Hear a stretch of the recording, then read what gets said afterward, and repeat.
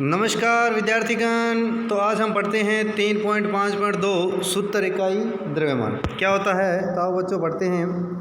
किसी पदार्थ का सूत्र इकाई द्रव्यमान उसके सभी संगठक परमाणु द्रव्यमानों का योग होता है। सूत्र द्रव्यमान का परिकलन उसी प्रकार से किया जाता है जिस प्रकार से हमने आणविक द्रव्यमान का परिकलन किया है।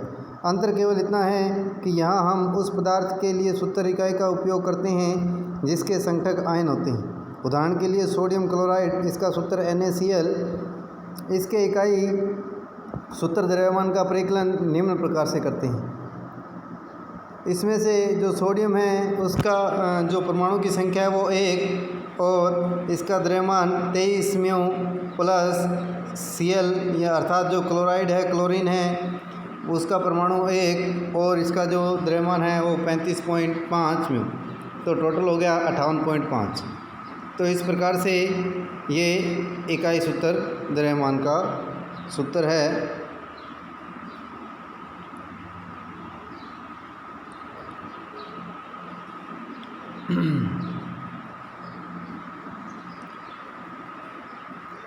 कार्बन परमाणु का एक मोल, जो कार्बन परमाणु है इसका एक मोल जो होता है वो 6.022 × 10⁻23 कार्बन परमाणु होते हैं। और दूसरी तरफ देखें तो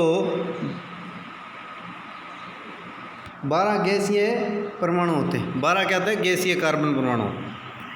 हाइड्रोजन परमाणु का एक मोल जो होता है वो किसके बराबर होता है?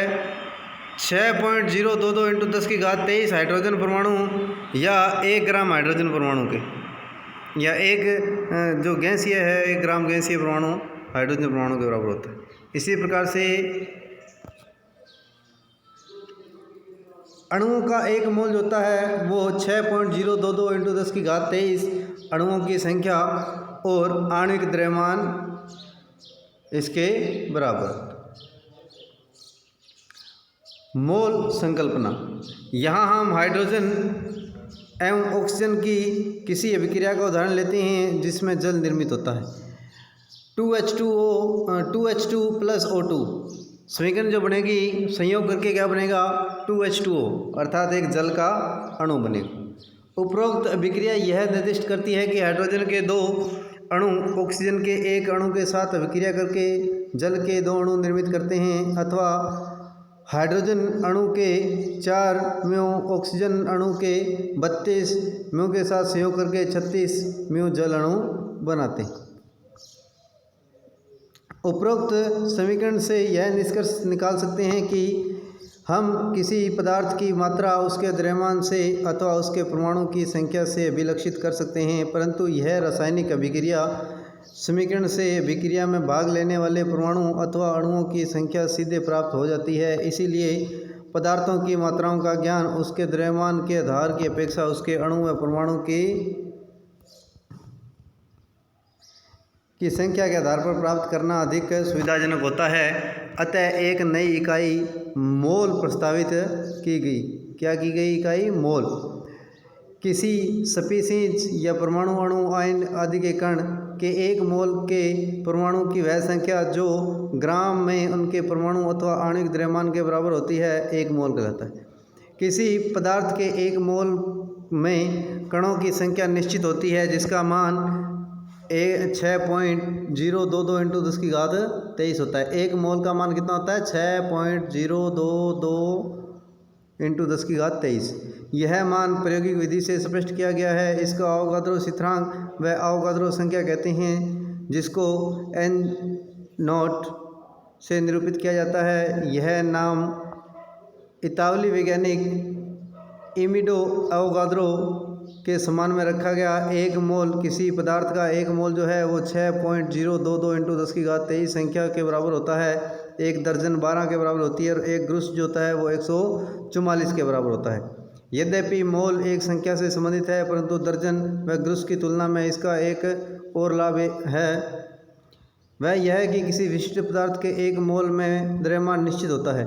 किसी पदार्थ के एक मोल का द्रव्यमान उसके सापेक्ष परमाणु या अणु द्रव्यमान, जिसे ग्राम में नापने के बराबर होता है। एक तत्व का परमाणु द्रव्यमान एक तत्व का परमाणु द्रव्यमान उस तत्व के द्रव्यमान को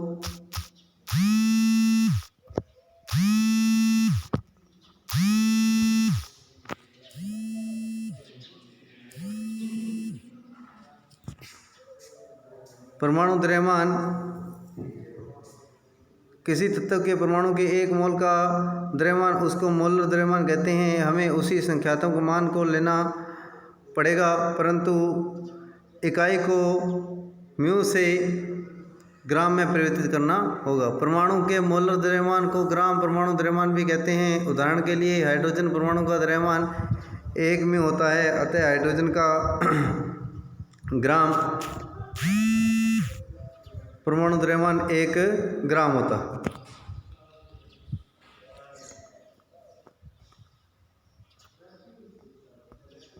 एक यू हाइड्रोजन में केवल 1 हाइड्रोजन परमाणु होता है तथा 1 ग्राम हाइड्रोजन में उसके 1 मोल परमाणु होते हैं, अर्थात उसमें 6.022 × 10⁻23 हाइड्रोजन के परमाणु होते हैं। इसी प्रकार से 16 म्यू ऑक्सीजन में 1 ऑक्सीजन परमाणु होता है तथा 16 ग्राम ऑक्सीजन में उसके 1 मोल परमाणु होते हैं, अर्थात 6.022 × 10⁻23 ऑक्सीजन के परमाणु होंगे।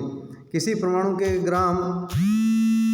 किसी अणु के ग्राम अणु द्रव्यमान अथवा मोलर द्रव्यमान को प्राप्त करने के लिए हम उसके संख्यात्मक मान जो उसके अणु द्रव्यमान के बराबर होता है को उपरोक्त की तरह रखते हैं, परंतु हमें इकाई को U से G में परिवर्तित करना होगा। उदाहरण के लिए जैसे कि हम पहले ही जल H2O के अणु द्रव्यमान का परिकलन कर चुके हैं जिसका मान 16 म्यू होता है, जहाँ से हमें यह प्राप्त करना होता है कि 18 म्यू जल में जल का केवल 1 अणु होता है, 18 ग्राम जल में जल के 1 मोल अणु होते हैं, अर्थात 6.022 × 10⁻23 जल के अणु होते हैं।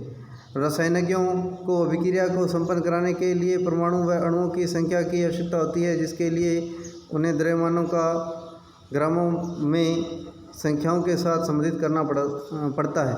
इसको निम्न प्रकार से प्रदर्शित करते हैं। 1 ग्राम 1 मोल जो होता है वो बराबर होता है 6.022 × 10⁻23 ग्राम सापेक्ष द्रव्यमान होता है। रासायनिकों के परिकलन की इकाई मोल हुई, इकाई क्या हुई? मोल। सन 1896 में 1896 में वेहल ओस्टवाल ने मोल शब्द प्रस्तावित किया था, जो एक लैटिन भाषा मोल से उत्पन्न हुआ था, जिसका अर्थ होता है ढेर। किसी पदार्थ को परमाणु या अणुओं के ढेर के रूप में विचार किया जा सकता है। वर्न 1967 में मोल इकाई स्वीकृत कर ली गई, जो परमाणु व अणुओं की बृहत संख्या को निरूपित करने का सरलतम उपाय है। तो बच्चों, हमारा लेसन ये कंप्लीट हो गया है। इसके आगे के जो लेसन हैं, जो इसके प्रश्न उत्तर हैं, वो हम बाद में करेंगे।